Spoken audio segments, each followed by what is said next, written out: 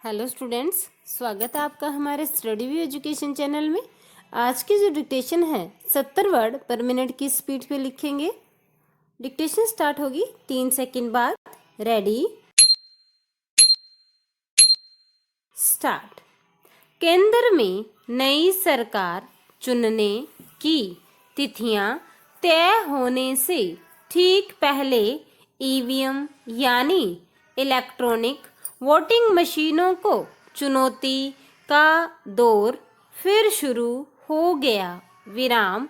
भारत जोड़ो न्याय यात्रा के आखिरी दौर में महाराष्ट्र पहुंचे कांग्रेस नेता राहुल गांधी ने ईवीएम में खामियों की चर्चा छेड़ इस विवाद को हवा दी है। विराम। राहुल ने कहा, पूरा हिंदुस्तान कह रहा है कि ईवीएम हटाओ, ईवीएम में कमी है। विराम। हम चुनाव आयोग के पास गए, वह सुनने को तैयार नहीं है। पैरा।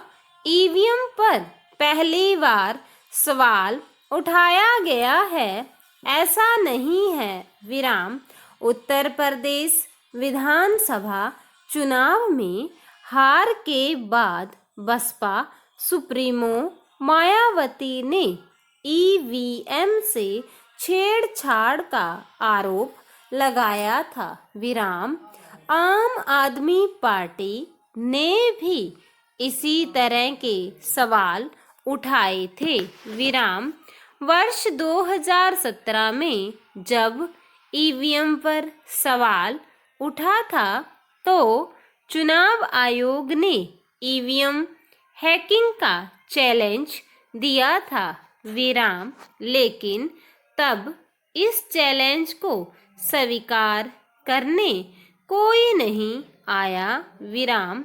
आरोप लगाने वाली कांग्रेस पार्टी भी नहीं आई। विराम। सीपीएम गई जरूर, लेकिन बिना कुछ बोले वापस आ गई। विराम। चुनाव आयोग ने ईवीएम की हैकिंग को और छेड़छाड़ के आरोपों की जांच के लिए एक कमेटी भी बनाई थी। विराम। कमेटी ने जो रिपोर्ट मई 2019 में दी, उसमें ईवीएम की हैकिंग या उससे छेड़छाड़ क्यों नहीं हो सकती, इसके 2 तर्क दिए गए थे। विराम। पहला तर्क था कि चुनाव आयोग जिस ईवीएम का इस्तेमाल करता है वह स्टैंड अलोन मशीनें होती हैं। विराम। उसे न तो किसी कंप्यूटर से कंट्रोल किया जाता है और न ही इंटरनेट या किसी नेटवर्क से कनेक्ट किया जाता है। विराम। ऐसे में उसे हैक करना नामुमकिन है। पैरा। दूसरा तर्क यह था कि भारत में इस्तेमाल होने वाली ईवीएम मशीन में 2 यूनिट होती हैं, एक कंट्रोलिंग यूनिट और दूसरी बेल्टिंग यूनिट। विराम। ये दोनों अलग अलग होती हैं और इन्हें चुनावों के दौरान अलग अलग ही बांटा जाता है। विराम। अगर किसी एक यूनिट के साथ कोई छेड़छाड़ होती है तो मशीन काम नहीं करेगी। विराम। इसलिए कमेटी का कहना था कि छेड़छाड़ या हैक करने की गुंजाइश न के बराबर है। विराम। देश में ईवीएम से वोटिंग प्रक्रिया शुरू होने के बाद 10 साल यूपीए सत्ता में रही। बसपा सुप्रीमो मायावती व समाजवादी पार्टी के अखिलेश यादव ने यूपी में सरकारें बनाई और ममता बनर्जी भी पश्चिम बंगाल में मुख्यमंत्री बनती रही हैं। विराम कांग्रेस को भी कई राज्यों में सरकारें बनाने का मौका मिला। विराम ऐसे में चर्चा यही रहती है कि परिणाम पक्ष में नहीं आए तो ईवीएम पर ठीकरा फोड़ना आसान हो गया है। पैरा बड़ा सवाल यह है कि क्या विपक्ष चुनाव परिणामों को लेकर आशंकित है या यह सिर्फ चुनाव आयोग पर दबाव बनाने की कोशिश है। विराम सवाल ये भी उठते हैं कि क्या सिर्फ अपनी कमजोरी छिपाने या सुर्खियां बटोरने के लिए इस तरह के आरोप लगाए जाने लगे हैं। विराम चुनाव आयोग को इन मशीनों से जुड़े संदेह को पूरी तरह से मिटाना होगा, वरना भारतीय चुनाव प्रणाली की साख पर आंच आने का खतरा बना ही रहेगा। पैरा देश में आम चुनाव का ऐलान हुआ। विराम इसके बाद अपने अस्तित्व के लिए चिंतित कांग्रेस और विपक्ष का देश की आर्थिक राजधानी मुंबई में जमावड़ा हुआ।